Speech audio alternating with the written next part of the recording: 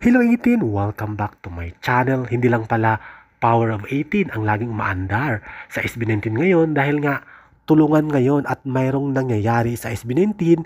Ito nga ang pinakabago, malaking highlight at milestone sa buhay ng SB19. Nanalo sila sa Nickelodeon Kid Choice Award bilang Favorite Asian Act. Panalo ang SB19 dahil tinagurian na namang Monster voters ang 18. O diba talaga namang nakaka-proud dahil lahat ng 18, the power of 18, kumbaga ang nangyayari kung bakit panalo ang SB19 bilang Favorite Asian Act. Kaya maraming salamat 18 at maraming salamat Nickelodeon. Congratulations again SB19.